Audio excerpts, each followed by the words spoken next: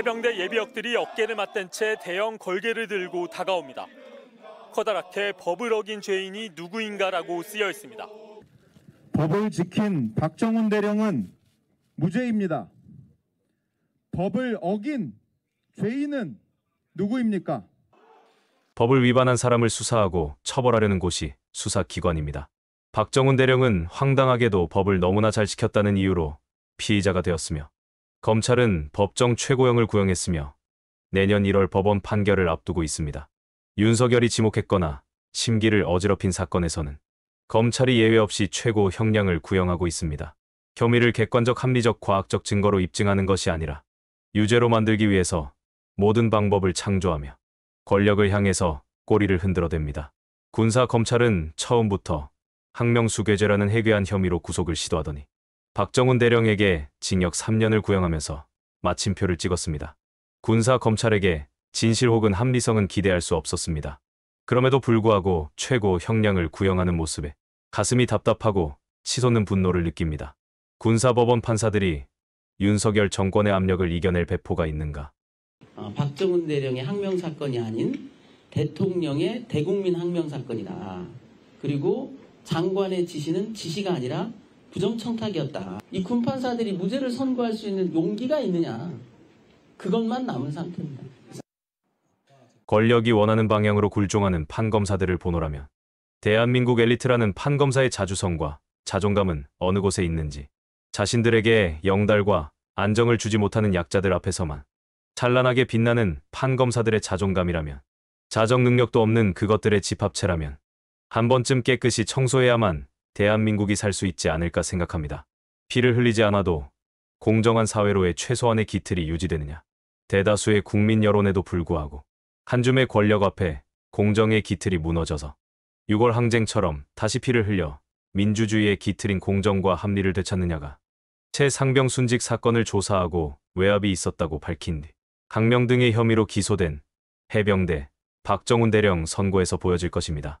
이제부터는 우리 사회에 정의로움이 살아있다는 걸 증명하는 시간인 것 같다는 박 대령의 한마디.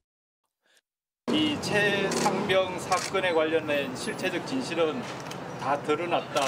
이제부터는 거기에 따른 이 진실이 승리로 이어지고 우리 사회에 정말 정의로움이 살아있음을 증명하는 시간인 것 같습니다. 군사법원은 내년 1월 판결을 내립니다. 예비역 3,600여 명은 박정훈 대령은 무죄라는 탄원서를 재판부에 제출했습니다.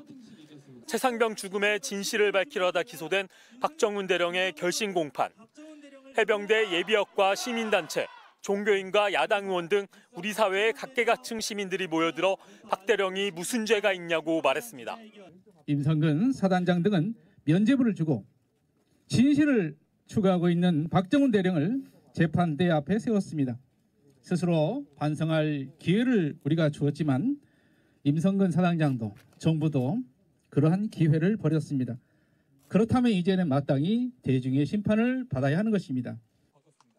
박 대령이 아니라 죄를 지은 바로 그 사람이 여기에 서야 한다고 입을 모았습니다.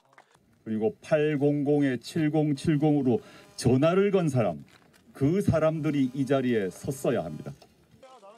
박정훈 대령은 최상병 사건을 민간 경찰에 입첩하는 걸 보류하란 해병대 사령관의 지시를 따르지 않고 이종석 국방부 장관의 명예를 훼손했다는 혐의로 법정에 섰습니다. 법정에서 그는 김규환 사령관이 자신에게 사건 이첩을 보류하라는 지시를 한 적도 없다며 국방부의 수사 왜곡, 축소 지시에 어떻게 대처할지를 논의했을 뿐이라고 했습니다.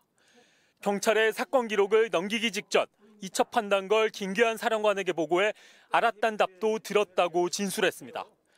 그런데 군 검찰은 박 대령이 명령에 복종하지 않아 군 지휘 체계와 군 전체의 기강에 악영향을 미쳤다고 주장했습니다.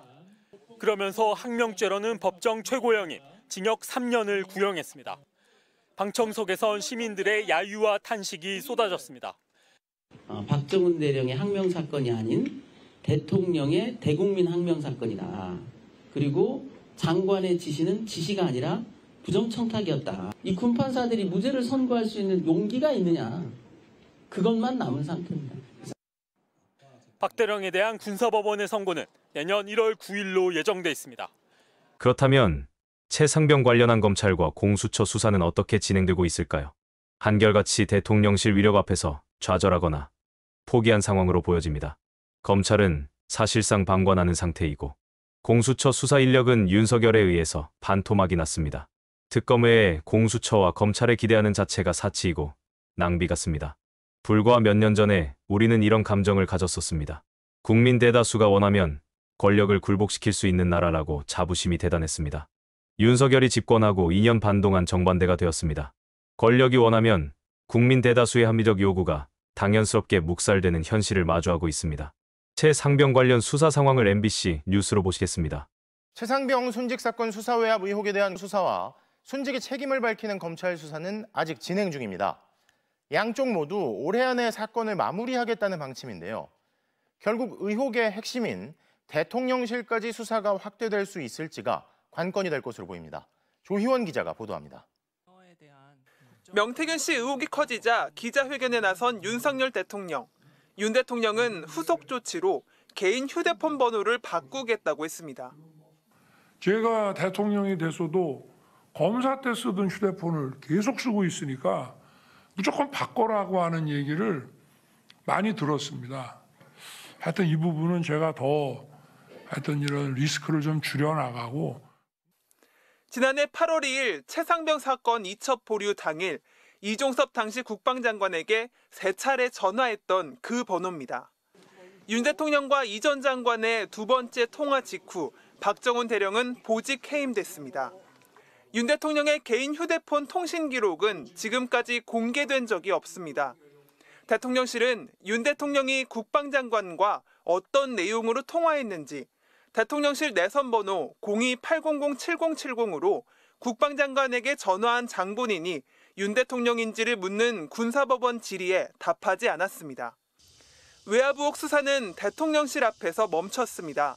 공수처는 김계환 사령관, 유재은 전 법무관리관 등 국방부와 군인사만 소환했습니다. 대통령 경로 통로로 지목된 이시원, 임기훈 전 비서관은 부르지도 못했습니다.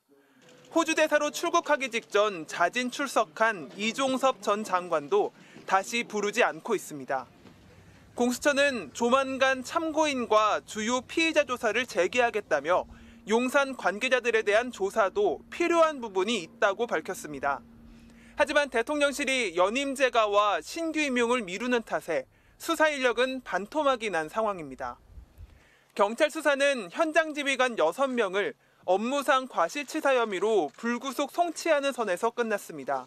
임성근 전 사단장에 대해서는 무혐의 결론을 냈습니다. 최상병 유족이 경찰 수사에 이의를 신청했고 검찰은 임 전 사단장을 피의자로 전환한 뒤 수사를 이어가고 있습니다. 윤 대통령은 최상병 특검법에 3차례 거부권을 행사했습니다. 최상병 순직의 책임을 밝히는 검찰 수사나 외압 의혹의 실체를 쫓는 공수처 수사 모두 속 시원한 결론을 못 내고 있습니다. 야당에서는 국정조사를 촉구하는 목소리가 높아지고 있습니다. MBC 뉴스 조희원입니다. 해병대 사건을 비롯한 수많은 중요 문제에서 특검 외에는 사실상 답이 없고 윤석열 탄핵 외에는 대한민국 후퇴를 막을 방법도 존재하지 않습니다. 오늘 영상은 여기까지입니다. 시청해주신 여러분 고맙습니다.